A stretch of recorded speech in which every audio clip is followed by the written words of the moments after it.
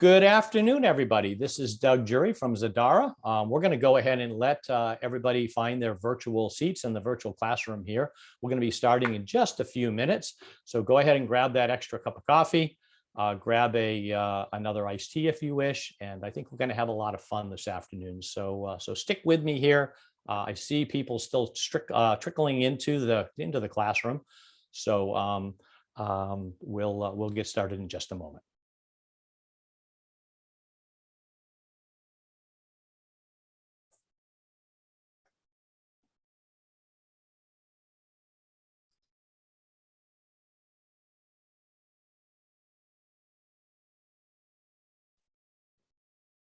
All right, it's Doug Jury again. We're right at the top of the hour, but I'm going to wait. I see people still coming into the virtual classroom, so I'm going to let people get settled and settle in and start focusing on the screen. So we'll be kicking this off in just another minute. I promise to get you out of here in about 55 minutes. And we got a lot of fun in store for us today. Maybe a little different way of thinking about DR plans and backup and ransomware prevention and all those other really interesting topics that I'm sure you've been thinking about and you've been talking about to your peers. So we'll go ahead and get started in just another minute or two.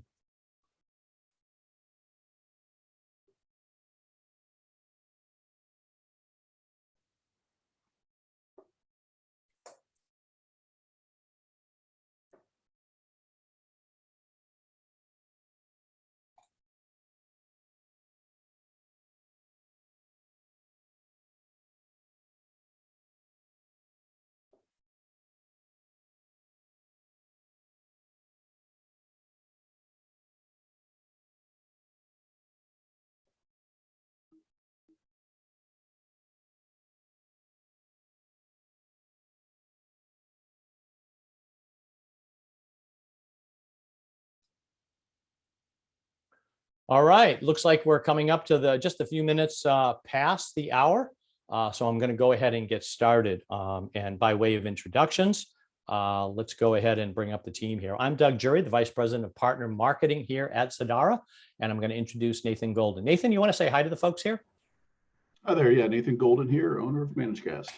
Perfect. And Nathan's going to be our co-pilot here today as we go through a lot of these materials. So what we're going to talk about today, as we promised everybody, we're going to talk about kind of intro Managecast and Zadara a bit, but we're going to define some terms. And I know all old things are kind of new again, and people are really focusing on RPO and RTO and different types of failures. I would guarantee that most people are using maybe the wrong technology in some cases to solve for the different problem, let's say an RPO or RTO problem. So we're going to talk about that. And we're going to talk about recovery methods. What are realistic schedules for recovery, perhaps? And then we're going to delve into some storage as a service technology, and then we'll talk about recovery events. Now, at the very end, I'm going to talk about some call to actions that save you folks some money on the call. So I hope you all stick with me through to the end of this. And with that, I'm going to go ahead and get started. So Nathan, over to you for a little bit about Managecast. All right, thanks, Doug. All right, and thanks for everybody for taking a little time out of your day to attend this webinar. Hopefully you'll find it useful and informative. A little bit about Managecast. We founded Managecast in February 2000. We've been in business for 21 years. We've certainly seen our share of ups and downs during that time, and we're still here. We're 100% focused on backup and disaster recovery. It's all we do, so we are very good at it and have a lot of experience in that space. Our primary data center is in Cincinnati, Ohio. We have a secondary data center in Royal Oak, Michigan. Those data centers are SSAE SOC compliant, HIPAA, SOX, PCI, et cetera. We also won the Veeam Innovation Award in 2020 for our Veeam portal that we developed. And of course, because we're 100% focused on backup and disaster recovery, we have a very dedicated team of certified professionals that are knowledgeable in backup and DR. And really the reason we got into backup and DR is that we realized that not all clients manage their backups, do DR testing, do DR planning as well as they should. Now, some organizations do a great job of that, and that's great. But we just realized that was often a neglected area of IT, and we wanted to specialize in that space. Go ahead, Doug. We started off here in Cincinnati, in the Ohio region. We've now branched out across the United States. I think we pretty much have a client in every state of the union. We have several clients in other countries as well. So we're a lot more dispersed these days with our clients. And again, I kind of hit on this, why Managecast. We look at backup as being critically important to a company, but it's not necessarily strategic to the growth of your business. I mean, no one's going to do business with your organization because you have a great backup or DR plan. So it's important, but it's not strategic to the growth or the well-being of your organization. Backup is not going to increase the company's revenues. Typically, backup is not going to increase your market share. Backup is doing nothing to enhance your brand awareness or value in the market. Backup is not making you more competitive. And so our philosophy is your IT people should be focused as much as practical on other goals that do enhance those things rather than backup and DR. Obviously, they can be extremely involved and make sure everything is being done. But at the end of the day, they have a lot of help from us and from our partners to make sure that that backup and DR is being done and done properly. Good. Perfect. Thanks so much, Nathan, for that overview. A little bit about Zadara is on this one slide is this is a kind of a rendition of our clouds installed. We're a 10-year-old company, about 300 plus clouds today. We have about 300 plus petabytes deployed over around 250 partners. Primarily, our business is storage and compute as a service. We're going to get into a little bit about the storage as a service as we move forward. When I started with Zadara back as one of the founders 10 years ago, this wasn't a particularly interesting map. We had a couple of flags in East Coast and one in the West Coast. And then over the last 10 years, we've pretty much filled out in all continents of interest. And you can see that we're moving business around. You can see Managecast in the United States there. And as Nathan talked about, the two sites there is in Michigan and Ohio. But he also has access to all of these other sites as well. So if you happen to be sitting anywhere else on this map, we can put together a fabulous solution for you. So let's go ahead and prepare for disaster. Let's go ahead and make this, like I had said before, kind of a tutorial or a kind of a little interesting way of looking at various things. So let's go ahead and define some terms. So we have RPO, recovery point objective, and RTO, recovery time objective. And I know Nathan has a really interesting way of explaining these two terms. So I'm going to go ahead and bring Nathan back in and have him kind of explain the terms of RPO and RTO for us. Okay, thanks. Yeah, I think a story is always great. Is a better way to explain, what RPO is or what RTO is, and I'll try to take a 3-year kind of story and compress it down here, so it's not too long. But basically, we started with a client that kind of called us out of the blue. They were in California. They were affected by the wildfires. This was probably 4 years ago now, and they literally were told to evacuate, and they had to go. They had no offsite backups at all. They had to go to the office, put their servers in the trunk of their car, and drive away. So first of all, they needed offsite backup, so it wasn't like that in the future. And so we obviously provided that offsite backup to them.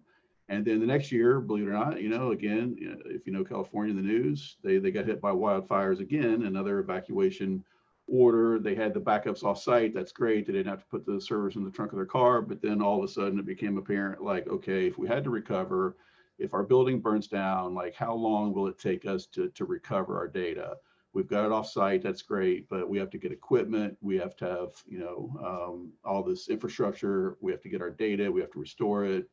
And that's going to take time. So that's where recovery time objective, RTO, really came into focus. And then the very next year, again, this is 3 years in a row. I should say that we implemented DR at that point. So we were able to give that customer offsite DR to where they could fail over their servers in our location and be back up and running pretty quickly. So they were very happy with that solution. And then the very next year, again, this is 3 years now in a row that they've had wildfires. Again, they're affected. I think PG&E, the electric company out there, said we're going to have rolling blackouts, and they kind of gave them the time frame, but it wasn't like real precise. So they didn't know exactly when the power was going to be cut. So then they were looking at, well, at what point is my data when I fail over? Because it happened to be 5 days. It was like October 10th. And then, taxes, and this was a CPA firm. They had like a big deadline of October 15th as the final deadline to file the late tax returns. But anyway, a really critical time. They have CPAs working, and it's 5 days before that critical time. So they started wondering, like, if we failed over our environment, how much data are we going to lose? Like, if it's from the night before, then I potentially could lose a day's worth of work. And for them, that would be very costly and very impactful to their business. So then recovery point, RPO, became very focused on. And then we had to change and implement a solution that gave them a 10-second recovery point instead of a 8-hour, 12-hour type of recovery point. So this is a customer that kind of faced these decisions as they literally saw fire and smoke coming towards them. And I would just, share with everybody, try to envision what that disaster might be, and then think about what your RPO and RTO should be in those situations. So hopefully that kind of illustrates how a company took a 3-year journey and really understanding RPO and RTO much better. Those are great stories, and we're going to weave those stories or those RPO RTOs throughout the rest of the 50 minutes here. It really does set us up for success in what we're going to talk about here. So let's define some terms. Failure items. Failure items come in 3 different classifications, if you will, when we talk to a lot of industry analysts and we talk to our customers. A logical failure, just think about a logical failure. There's no hardware failure. There's no red blinky lights. It's typically going to be a human error of sorts. It's going to be an erroneous deletion. Somebody might have tested on live data, or maybe they were looking at a new rev of a SQL database or an Oracle database. Maybe they ran on a log file or did whatever. It could be a virus or an external threat. Something like that is a logical failure. The industry states, and I've read this many times, but this number could be off by maybe 4 or 5%. But the industry states that this represents around 93% of the reason that ITs must have to do recovery. So if you're talking about RPO and RTO, if it's just simply a logical failure, you want to be able to recover fairly quickly, and you want your data to be fairly recent. So those are some of the things that we talk about here when we go through the presentation and the training. Hardware failures are much less likely. Major with RAID and all the redundant arrays and erasure coding and all the things that we have today to bring to bear as an industry, hardware failure becomes less and less. Industry says it's less than 7% of the reason that people recover. You can probably go through your own scenarios and your own anecdotes and say, yeah, we had to recover because of this or because of that. There's still a lot of people out there running stacks of servers with individual JBODs inside, maybe not running RAID, and a disk might cause an outage or something like that. But in this case, the data's gone, it's unavailable, and we're going to have to do something to get your business back up. And then what Nathan was talking about was site failure, environmental due to weather-related, hurricanes, earthquakes, in his case, fires, complete failure of the site or internal systems, requirements to start the business in some other location. So hang on, this is where we're going. We're going to kind of build this up as to the best in breed technologies to be able to do this. Industry says that that's much less than 1% of the reason that people have to recover. So let's talk a little bit about recovery methods. But before we talk about that, we have to sort of talk about what's talking to what. So we're talking here about homogeneous versus heterogeneous. That term's been around for a long time, of course.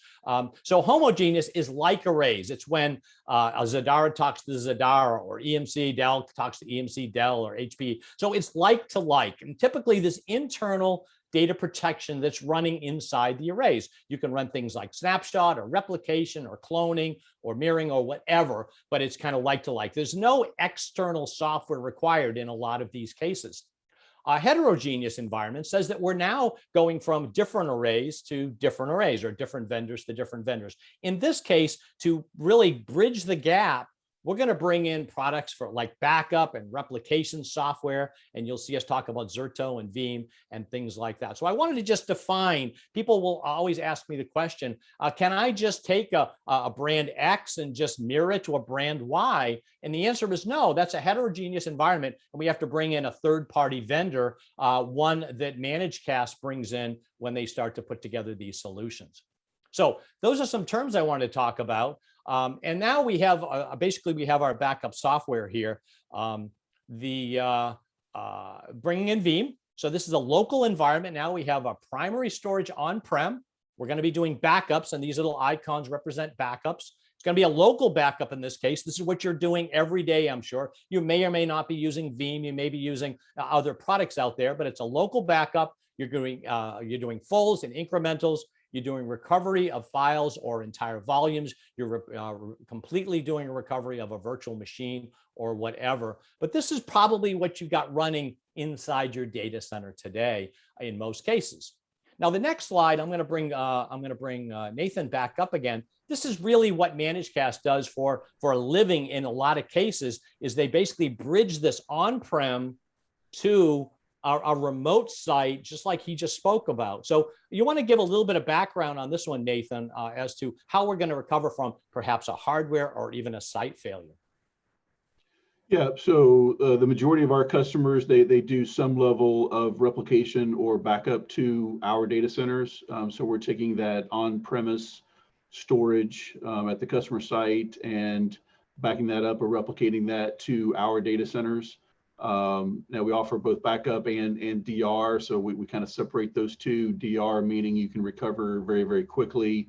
Backup is, you have to go through a recovery and, can take some time longer to do that. But that's the typical use cases where people are backing up or doing DR failover to our environment. And we use Veeam and Zerto the majority of the time in those cases. Mm-hmm. And you can see, no matter where you happen to be, these products would work fine. You'd basically host your DR copy or your backup copy out to Cincinnati in this particular case to be able to do that. Now, I talked about kind of homogeneous and being able to do something within an array. So if you had an environment where you wanted to perhaps put Zadara inside your on-prem as your storage as a service, which we'll talk about in just a moment, you now have the ability to do these instantaneous zero-cost snapshots. So we're going to take these snapshots. They could be 5 minutes apart, or 10 minutes, or 20, or an hour, or 2 hours, whatever it happens to be. But we can now do these snapshots. These are going to protect us now from logical failures. Remember, 93 to 94% of the things that are likely to fail are going to be perhaps these logical failures. So snapshots and cloning and things like this will help you get through those environments. If you're not running snapshots today, I just talked to a customer up in the Toronto area, and they basically said, boy, you really saved us, because we ended up having a small virus. It wasn't ransomware type of attack, but they had a virus, and they were able to go back to a snapshot that was about an hour and a half old, and they were able to recover their files by doing that. Now, these are instantaneous, zero cost. They just spin up and spin down whenever you wish, and you can have thousands of these snapshots from various times of the day. Now, you can augment this. Again, this is a homogeneous environment here, all one vendor. But if you ended up putting Zadara on-prem, which could be a choice, Managecast could help you with that. You could then do a backup copy. We have the ability to do backup copies within the array itself. Then we can do snapshots of that for logical failures. And then we can basically express that over to Cincinnati to protect us from hardware failures or site failures or all those other things. Again, this training module is all about experiences that Nathan and I have seen, infrastructures and reference architectures that you can reference to, and you can start to look at some of these slides to be able to do some of this. The next one, as we go through realistic schedules, I'm going to go ahead and bring up a polling question, and let's see if we can get this to work. So we're going to go ahead and launch the poll. Okay, so everybody's seeing the poll now. Have you fully tested an offsite DR failover in the last, and now you get to pick 90 days, 6 months, 1 year, or longer than 1 year? And I want to make sure that everybody knows that we're not taking score here as far as what's going on here. We also have a polling question. Do you have a solid plan for how many or how other employee users will access the DR site? So let's talk about that one. And then how far away is your DR site, from your main data center? And we have 10 miles, 25 miles, 50 miles, or 100 miles. So I see a lot of data coming in. A lot of people are answering this. So I'm going to go ahead and let this go just a few more minutes. And we're just starting to use this this delivery system, and I wasn't aware that we were going to do all three of these polls at the same time, but that's fine. It looks like everybody's actually taking good use of these polling questions. Again, I certainly do appreciate it. So I'm going to go ahead and I think I can present this poll back to everybody. Let's go ahead and see. I'm going to end the poll, and now I'm going to share the results. So let's see what this looks like. So you can see now that have you fully tested your DR site or your failover within the last 90 days? 25% of you have done it. 1 year for 25%, and then longer than 1 year, 50%. So that's something that we might want to start thinking about as far as testing and being able to do that more frequently. Do you have a solid plan for other employee users to access the DR site? 50-50. So 50% said yes, and 50% said no, maybe not. So let's go ahead and take a look at that. And then 10 miles or less, 25 miles, we have 25%, 25%, and so on. So I really do appreciate the fact that that you helped me out with that polling questions. Now let's go ahead and go back to the presentation here. Okay, so now let's look at realistic schedules. And realistic schedules basically says to us, go forward here. If we're looking at a backup schedule, and I know Nathan, you can come in on this because you design these, you put these together all the time. So what is the typical backup schedule that you put together for, let's say, a Veeam backup environment or something like that? Well, I mean, we typically always start with what is the customer currently doing and is it adequate for their needs? I mean, for probably 80% of our clients, that once a night backup is absolutely fine. But then for other clients where they might have critical data, databases, things like that, it may not be all their data. Usually it's just a subset of their data, but needs different recovery points or needs to be protected more often. So just through the onboarding process, we talk about what they're currently doing, and if they want any changes to that, and basically present their options to them. Perfect. So the hardware snapshot we can do. Remember, I said we can do this every minute or two, but that's usually not what people do. From a hardware snapshot, from a storage device, again, examples of what we can do for you folks. Here you can get the RPO down to 30 minutes or an hour is probably pretty typical. So I'm going to take a snapshot every hour, and I'm going to be able to use that to be able to recover from files, recover from an entire VM, recover from isolated events. And we'll talk about the architecture here in just a moment.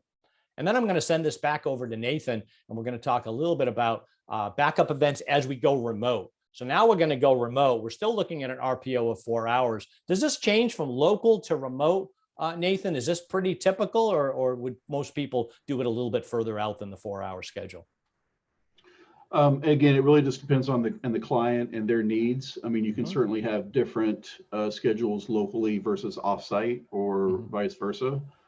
Sometimes they're the same, so they'll do a local backup and then an immediate offsite backup, so that the data is the same on both sides. So you have a lot of options there. So it basically comes down to what the client needs. I just had a question come in, Nathan. It says, how do you know what RPO or RTO should we choose? I mean, so this particular customer is in a quandary a little bit to understand what is a good RPO and an RTO, and how do you start to wrestle with those? Okay, well, I mean, that was kind of my story I was telling, was how that company kind of discovered what their recovery point should be through experience. Now I would encourage other people not to have to go through that level of worry, at least minimum of what it needs to be.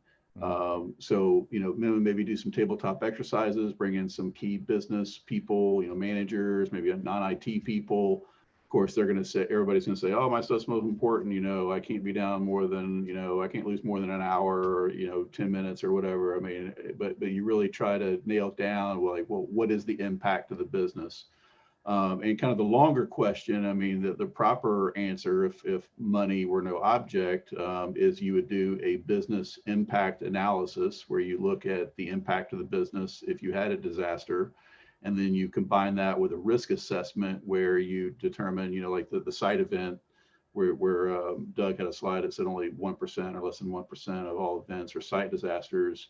Maybe you say, well, my risk is low. Maybe I don't protect against the site disaster, right? So that's your call on what you do. So that'd be the formal way. Now, most people can't afford or justify formal business impact analysis or risk assessment. So that's where maybe the tabletop exercise of just, saying, hey, here's an event, bringing in some different minds into that conversation and ask their input. And what would be the impact to the business if you couldn't recover? And you have to look at the worst case too. Like I said, the CPA firm that got hit, they were being hit right before a key tax deadline, right? If you're in retail, maybe it's the week before Christmas. Different industries have different keys. So you always have to look at that kind of worst case scenario and think about what your RPO and RTO should be in those cases. It's funny you mentioned RPO and RTO. It always seems like the closer you get to zero, the more expensive the solution is. Yeah. And that's exactly, it's sort of, we talk about the race to zero. Well, the race to zero in this case is much more expensive than going up. So to go from 4 hours to 2 hours to 1 hour might be even less, which brings me to Zerto is more of not really a backup, but now we're talking about replication and mirroring events. And now I can do this as a continuous data protection. Why don't you enlighten us into this a little bit, Nathan?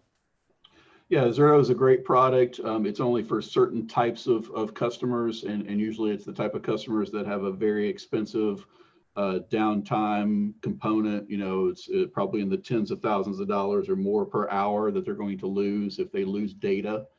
And so with the Zerto solution, that's how we get the RPO, the recovery point, down to seconds instead of hours. With Veeam, we typically are probably no less than 1 hour recovery point. Veeam is improving that, and in the future that'll probably change. We'll be able to do Zerto-like things with Veeam, but today, we use Veeam for anything that's 1 hour or more, and then Zerto for anything that's 1 hour or less on the RPO side. But with that said, I mean, I have some people come to me and say, hey, I'm interested in Zerto, and that's great, but I ask them, like, do you really need 10-second RPO? Do you really need it? You need less than 1 hour. And many times the answer is, well, no, I mean, 1 hour or 2 hour recovery point is okay. Then I'm like, okay, you don't need Zerto. So you really have to have that high need for RPO, low RPO. And that means you're going to lose the least amount of data. And when you think about this, when you have a disaster event, like you got to think you're going to lose some amount of data. Right? Is it from the backup I go to the night before and I lose all the data since that backup? Or is it my last replication I made an hour ago and I'm going to lose all the data since then? So you're going to lose data in a DR event, but it's deciding how much data am I okay with losing? And even today, if you came to me and said, I can't lose any data, zero, I don't have a solution to do that. I can't give you a zero data loss solution. I give you probably a 3-second data loss solution, 10-second data loss solution, but not zero data loss DR solution. There are solutions out there that do that. They're very, very expensive. Like Doug said, the race to zero gets you exponentially more expensive. But anyway, I'll let you get to the next slide there, Doug. I think that's no, that's fine. I was clearing out something else. So anyway, let me see. I got something popping up here. So the next slide that I wanted to talk about was basically the concept of, remember, we talked about hardware enabled tools as well. And now we're going to go back to sort of the RPO of 4 hours. And what we're going to do is now we're going to take one of these snapshots. I'm going to send it over to, let's say, over to Ohio. So now we have something. The concept here is we have something on-prem, and and we're going to send it over to Cincinnati to basically be able to recover that over there. So here we don't have a Veeam, we don't have a Zerto. We're just simply using the inherent tools that are inside the array itself. So therefore, in this case, the solution could be a little less expensive. It could be, but again, Managecast are the folks that will put this puzzle together for you. This is what's so important about this.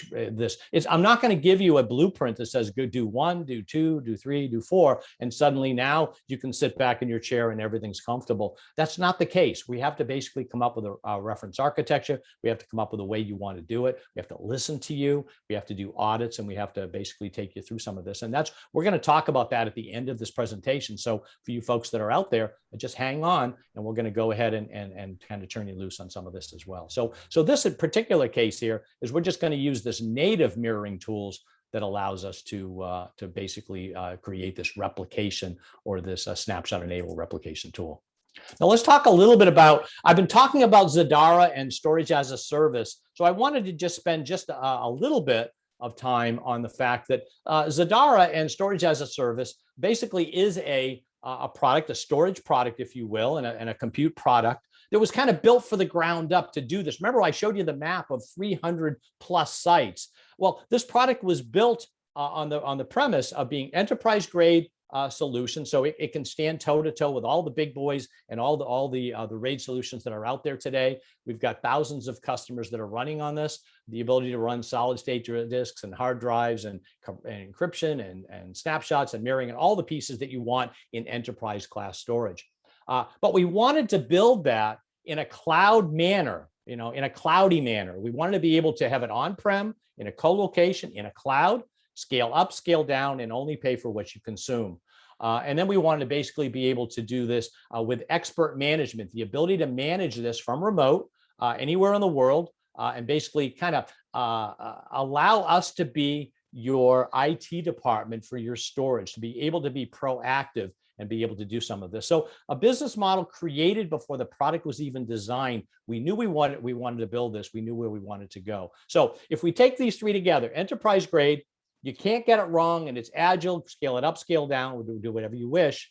And then you can have this built-in expert management 24/7, 365. We're going to start to put together a piece of this puzzle that could be on-prem, or even it's in Nathan's data centers to be able to provide this. So Zadara Edge Cloud Services is simply made up of 3 devices: Z Compute, Z Storage, and Z Networking. And I'm going to go into just the Z Storage part of it today to be able to show you how we can basically do this and do this as a service, only pay for what you consume. We track it by the hour. So every hour that you consume, we're going to basically charge you that appropriate amount. So let's go ahead and kind of go around Z Storage, and then we're going to come back into the finish of how we're going to put this together for your DR and your backup strategy, okay? So Z Storage, all the different media types that are out there, hard drives and hybrids and solid state drives, all this is there. So if you want to have a very high performing RAID solution that allows us to basically have thousands, hundreds of thousands of IOPS, you'll probably choose an SSD drive. But if you want to do something like CIFS or NFS or SMB or file systems, perhaps maybe even a backup target, you might use a hard drive or a hard drive with SSD caching. And so that's basically going to be the media types. Off to the right-hand side, I know that many of you out there have silos for block, silos for file, silos for object. And this particular design that we said people want to start to move away from having 4 or 5 or 6 different vendors to speak to. They want to maybe have this all in one environment. So we basically designed this with block, file, and object all built into one array, but you have the keys of the kingdom. You have the ability to give it as much or as little performance as you wish, as big a drives as you want, and as high performing as you need as well. And then we're going to take that environment and we're going to basically not worry about management like we talked about on the previous slides. And we're going to basically put this in a colo, in a data center, in a cloud, in Nathan's data center, wherever it happens to be. So we have this very intuitive interface where if you're running in your data center, you're just going to go to this and you're going to grab, you're going to say, I want compute, or I want storage, or I want whatever I want. And I'm going to be able to do this and create up to up to 25 petabytes if you wish, wherever you need to be for this one. So in this particular case, I've got these panels trained towards Managecast. So I'm going to now create a storage array, perhaps, or an object storage or a file share or whatever I wish. Now I'm going to answer a bunch of questions here. And those questions are going to be what kind of drives, how fast do I want it, all that other stuff. I'm going to cut through a lot of that because I don't want to bore anybody with that today on this presentation, because this is really all about backup and recovery. But as I go into this environment, I want to spend a little bit of time on this. And so the time that I'm going to spend on this is just, really talking about the patents and what Zadara means to the storage industry. As you can imagine, getting patents for storage is really difficult. Most of the good ideas have been kind of taken up. But what we have here is we have an environment where if I'm in your data center, okay, and you maybe have a couple of these storage nodes right here, and you want to have a very high performing database, or in this particular case, I'm calling it database as a service, perhaps, but you want to run a very high performance database. I want to do it on SSD drives. I'm going to select an engine. And an engine, think of an engine as a RAID controller, or basically the underlying technology that allows RAID or allows storage to work. So in this case, I'm going to pick off two cores, core 1 and core 2 out of these storage nodes, we're going to call them. These storage nodes are here. Now, I have an active and I have a standby. So stick with me here just for a moment. If this storage node was to fail, I'm going to continue to operate over here on the standby. If this one fails, I'm fine. I'm protecting this by RAID. I basically have a N+1 environment. So remember, we talked about hardware failure, and it's much likely that hardware failure isn't going to happen as often as it used to because of the protection. This architecture was designed around having N+1 for not only for storage nodes, for disks, for cores, for memory, for cache, for everything else. Now, it also is important to state that if you're in a public environment, each one of these VPSAs are completely isolated from the others. They have their own credentials, their own login, their own everything. So now you don't have to worry that perhaps somebody else might be on the same disk drives, because these are physical drives that are owned by you. Even in a public environment, these are physical drives owned by you. So there's no what we call noisy neighbor syndrome. There's no concept where somebody else can be stealing or throttling performance from you. Okay. Now I'm going to share a Verizon story with you. And so Verizon came to us and they said to me, I've got an instant message, text message solution that I'm looking for a cloud environment. And they said, we went to AWS and we went to Azure and we went to a lot of other ones. And we basically could not find a solution where we knew at Verizon, we knew exactly the drives that we were basically using. Do you know what physical drives I will be on if I run in your cloud? And I said, yes. So why do you care? And they said, we care because if one of these drives fails, we need you to ship it back to us so we can destroy the drive. We don't want to have that data out there in the world. And I said, okay, we know exactly where it is. They said, that's funny that some of the other hyperclouds don't know that. And I said, well, they use these large pools of storage. And basically, this is just a different architecture to do this. So when I get to the Veeam configuration for ransomware protection, so stick with me here. When I get to the ransomware protection, I'm going to call out these three tiers here to basically make this the most conservative and the best price solution I can do for you folks. So in this particular case, I'm calling this a multi-tenant architecture, lots going on, but a single tenant experience, which means each one of these VPSAs is completely isolated amongst other customers. So you never have any type of contention for performance or anything like that. So that's really what this is all about. Now, where do I put it? And that's the key that I said in one of my previous slides is where do I put this? Well, it's easy. I can put it inside Managecast. I can put it in a co-location. I can put it on-prem. All of this is going to be managed by Managecast and Zadara. And you basically can do all this. You can even back up from AWS or Azure or Google. You can back that up to one of the what we call cloud adjacent environments to be able to do that. So I would challenge, if I was in a classroom right here having a cup of coffee with you, and if we were all talking together, I would say, all right, what did we miss? You could go to a friendly face like Nathan's for a service provider. You can go into your co-location, you can go to your on-prem, or you even take one of the hyperclouds and be able to do that as well. So we got you covered as to where you might want to do this kind of environment. Okay, so let's go ahead and now let's talk about, we've been building this story up we got RPOs, we got RTOs, we got different types of technology. We now have what's likely to fail. We know what's going on. Now let's go ahead and talk about recovery. So in this particular case, we have a backup recovery using Veeam. And I'm going to throw it back over to Nathan again, and he can talk a little bit about how they recover from a Veeam environment and what the timing might look like here. This is a local environment now.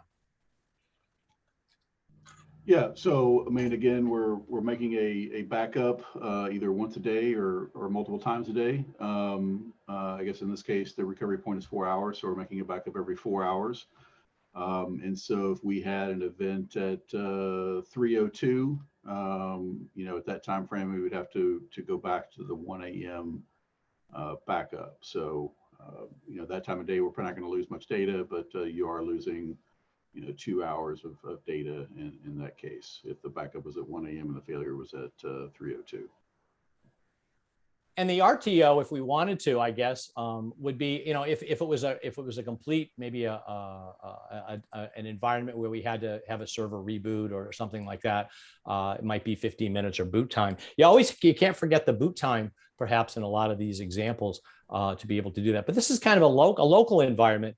When we talk about the next environment, which is kind of an on-prem environment, using that storage as a service environment that I just talked about, let's say that we're now we're talking about an RPO of, let's say, an hour. I'm going to take a snapshot every hour, but I need an RTO of remember, logical failures, maybe a deleted file or a corruption or something like that, perhaps. I now have the ability to say, okay, the event happened at the same 3:02. On a Windows server, I can open up, in this particular case, a Windows Explorer, navigate to the file and folder you want to restore. Right click on the file, you can say restore, and bada bing, you're back up and running as quick as you want. So this is where sometimes a hardware enabled snapshot or recovery might work. Again, we're basically just showing you some options and some choices as to what you might want to use for some of these environments. Backup recovery here using Zerto. It's a little bit different because of the CDP notion. Nathan? Yeah, so again, we use Zerto for those customers that need the lowest recovery point, I guess, possible. Mm-hmm. And that's usually seconds or minutes. So in that case, if we had an event at 3:02, then we can literally go back to the minute before, or even seconds before that event happened. So again, you're losing the least amount of data possible. But again, it comes back to, like, you really need that, right? I mean, you have to really justify that, and because it is additional cost to give you that capability. But that's an example of where the streaming gives you, a lot more or a lot tighter recovery point. I hope what you folks are seeing today is all these different options and so forth. I had a question come in, and I'm going to go back to the storage as a service just quickly. Let me digress. Somebody asked the question. They said, "Hey, Doug, I saw your slide on SSDs and hard drives and VPSAs. Can I mix those drives can I mix SSDs and hard drives on the same VPSA?" And the answer is yes. We'll talk about that when we talk about the Veeam and the ransomware a little bit. But basically, yeah, you can mix hard drives and you can mix SSDs in the same VPSA. So I can have basically a pool, if you will, on solid state drives running my database. And then I can have a pool in the same VPSA for perhaps hard drives running maybe my file shares or things like that. So yes, I have the ability to basically do that as well. Good question. Thank you so much. Now, when we talk about, again, we're talking about, RPO, RTO, 4-hour RPO, perhaps. We're going to take the data, we're going to send it over to Ohio every 4 hours. So let's train our eyes on a couple of things here. The event happened at 4:58, and we basically moved the data over to the DR site at 4 o'clock. So we know that we're going to lose 58 minutes in this particular case, just like Nathan talked about previously. We know we're going to lose 58 minutes here. It might take, if we have to reboot a virtual machine over there to get you up and running, then it might take 15 minutes or so since the event. But now we're talking about an RPO of 4 hours. But in this particular case, the RPO was, what would you say, 58 minutes. And then we have an RTO of maybe 15 minutes to boot this up. So you're seeing how these puzzle pieces are starting to fit together to be able to do, in this particular case, this is a homogeneous environment. This is assuming that we have a on-premise Zadara or in a co-location facility, which might be, we didn't talk a lot about why people move to colos. I'm sure you guys are probably better aware of that than I am, but a lot of people are vacating their data centers and they're moving into either co-locations or perhaps even into a site like Managecast to be able to run their production as well. So that's kind of implying in some of these slides what we're talking about here as well. So in this particular case, we could select in the DR site, we could select a snapshot, create a clone. We could restore a complete or just a file or a complete environment. In this particular case, we're going to restore an entire volume or an entire virtual machine. So in this case, it would be the boot time for the virtual machine to be able to do that. Now, I know I talked to Nathan last week when we put a lot of this together, and he had some interesting stories. I'll go through these slides, but I want him to bring up some of it. If you look at this slide right here, as we know, ransomware, you can't talk about a backup or a DR module without talking a little bit about ransomware prevention and things like that. I mean, we look at some of these names that we see in the news a lot. This is a number that I thought was crazy out of Cybercrime magazine. Was cybercrime will cost the world 10.5 trillion annually by the year 2025. And I know, Nathan, you had some stories as we go through a couple of these slides that I'll turn it back over to you. You have some good anecdotes. Yeah. I don't know if I have specific, stories to tell, but the comment that I want to make here is that it's one thing we see these, examples of very well known or well publicized ransomware events, and it certainly gets everybody's attention, right? And we see this on the news. I would say at least on a weekly basis that somebody else gets hit. And then there's a list of a lot of companies you've probably heard of several of those. And I guess my perspective here, my comment is that it is very common for our clients to experience ransomware, and we are involved in that recovery process. And these are companies that you probably wouldn't recognize the name of. So please don't think that, well, I'm not a super well-known company or something, that it's not going to happen to me. I mean, it's easy to think, I'll hear some examples. It'll probably never happen to me. But I mean, for the past, I would say 2 years, 3 years maybe, the number one reason for DR restores in our business, which is our business, is because of ransomware. So it is definitely out there. I mean, you probably already know that already, but I'm trying to bring home that it's one thing to talk about these companies that I've never worked with before versus, hey, this is what I experience in my job here, right? I see it, I experience it, I talk to customers that are impacted by it. So it's real. I think that's my biggest comment. No, it's funny that you brought up because you just trained me a little bit on this, Nathan, that when you talk about what's likely to fail, we talk about, physical things, maybe site failure, maybe that fire that you spoke about. But you just said the number one reason why people go to a DR site is for ransomware recovery, if you will. And there was no site failure in this case, was there? There was no environmental issue. There was nothing going on. It was ransomware. So we're starting to see those that turn of the tide, where DR is now not being used to protect from those kind of things that we used to think about, but the things now that you're seeing in your business as well.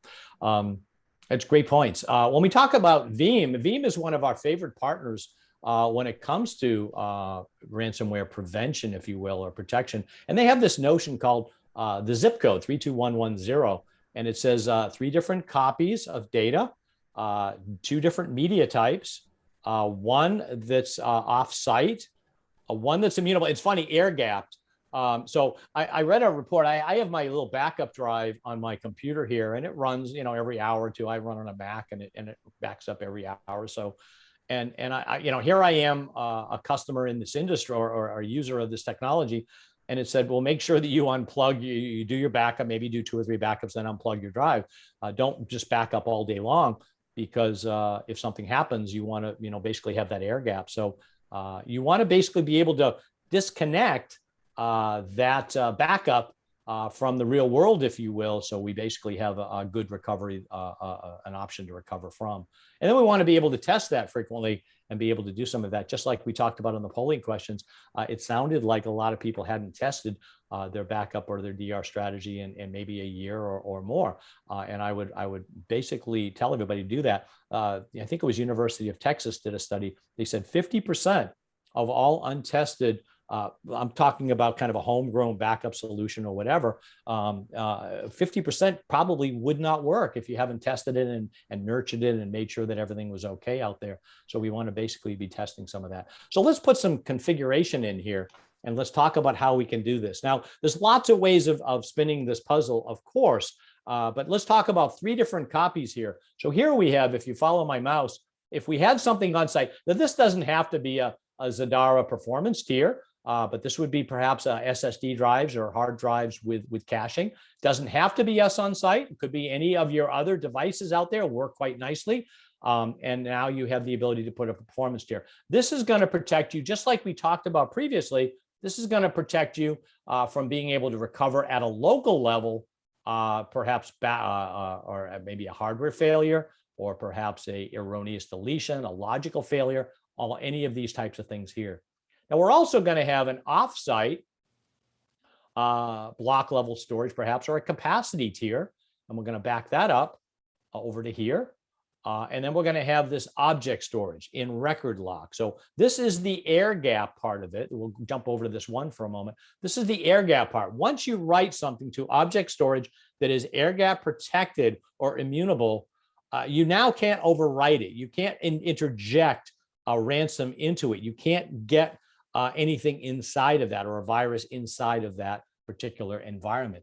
It's basically a write once and read many, if you will. So we have, in this case, we have 3 copies. We have 2 different media types. We have not only block, but we also have the object that passes for that. One is offsite. In this case, we had 2, and you don't have to go with all 3 copies here, of course. One is air gapped, and then we basically should be testing this frequently to make sure that we can actually do some recovery. Do you want to throw anything into this, Nathan, at this point? This is kind of the architecture that we talk about a lot. Yeah, no, and I'll just maybe point out, well, I guess I do have a comment. Veeam did not invent the 3-2-1 rule of backup. I think they talk about it a lot, but I think the 3-2-1 rule of backup has been around for decades now. It's not an invention or a marketing term that we create. I think it's kind of in the industry that you should follow the 3-2-1 rule of backup. It's a rule that we follow. And then recently, Veeam has been promoting the zip code, the 3-2-1-1 rule, or the 3-2-1-1-1-0 rule of backup. And I think that's an answer to the ransomware and making sure that everybody's doing their due diligence to protect their data. So that's good. Hey, somebody just asked a question, Nathan. This is probably for you too. When we talk about ransomware prevention, is immutable object storage required? Is there another way of doing this, or is this really the technology that we need? Well, ransomware prevention should be looked at as a multi-layered approach. I mean, you should have some endpoint protection. You should have a good firewall. It's good if your firewall is in communication with your endpoints. And you certainly want to mitigate the chance that you get impacted by ransomware. But the backup is the last line of defense against ransomware. And many ransomware variants today are targeting the backup files, and they are corrupting those files or attempting to corrupt those files before so they can't be used for recovery.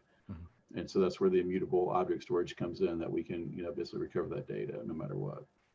You were just talking to me that you said, with all the customers that you talk to in a given day or a week, it seems like ransomware prevention comes up on almost every conversation that you have with customers today.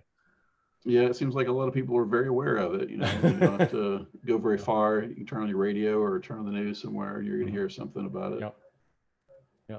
Yeah. Well, you guys do a fine job with that. So here, let me go ahead and recap, and then I'm going to get to the call to action here, which is going to help you folks out. If you've seen a lot of things here that you agree with, basically we're going to try to help you out here. But what we said to bring you to these seats, what we said was we were going to define some terms, RPO, RTO, failure types. Everybody, again, my rule isn't necessarily your rule, but you have to start thinking about this. If your task is to design backup recovery and disaster recovery plans, we have to start putting things on paper. What is your RPO? What is RTO? What do you have to do to develop? It was funny. I was at a large RV manufacturing site. I won't talk about who it was, but basically the CEO, we were talking about these kind of things, and the CEO stood up and he said, when did it happen that I could no longer build a motor coach without a computer? When did this happen, folks? And he was talking to his team, because you can't build a motor coach anymore, an RV, without just-in-time inventory and without logging, without this and without that. So basically, he was telling them, if our RPO is 2 days, I can't build a motor coach for 2 days, or our RTO is 2 days. So basically, he had to do this race to zero and put together a really cool strategy. We talked about recovery methods. We talked about what's a realistic schedule for recovery and different types of technologies that you get to pick from. You can go into the store and say, I want that, and I want that, and I want that. But basically, Nathan and his team will help you out there. What technologies can we use for maybe storage as a service? And then recovery events as well. So these are what we promised when we went through this presentation. Now, what we're going to offer here is, please set up a meeting within 10 business days with a Managecast professional, and it's sales@managecast.com at the bottom. But what we're going to offer you is, once you decide to kind of start to take the step forward, Nathan and his team have offered a 1-hour discovery call. You're going to get one of the smartest guys or gals on the planet to basically talk about these kind of technologies that they've been doing for years and years. And then once we settle on a solution, it could be on-prem, it could be in a colo, it could be inside Nathan's data centers. Maybe it's just a simple DR target or a simple backup target. We're going to basically provide, as a team, we're going to provide a free trial for you folks to be able to test what you've seen today and kind of architect this. I think you'll look back and you'll see that this is going to be probably one of the most valuable webinars you've been to in a while, only because you've got some tools, you've got some lessons, and you got some different ways of looking for things as well. Now, if you're listening to this also later on a recording, this particular offer will be available to you folks if you listen to this in an on-demand session later on as well. So with that, I'm going to say thank you. Nathan, do you want to say thank you to the fine folks that joined us today? Yeah, no, I appreciate everybody's time today, and thanks for taking the time to listen to us. Thanks so much for the great questions, by the way. Thanks for introducing and playing a little bit with the poll. Thanks for hanging in there with us. I hope this was of good value for you. And as always, signing off here, this is Doug Jury. Thanks so much for your time. Talk to you soon.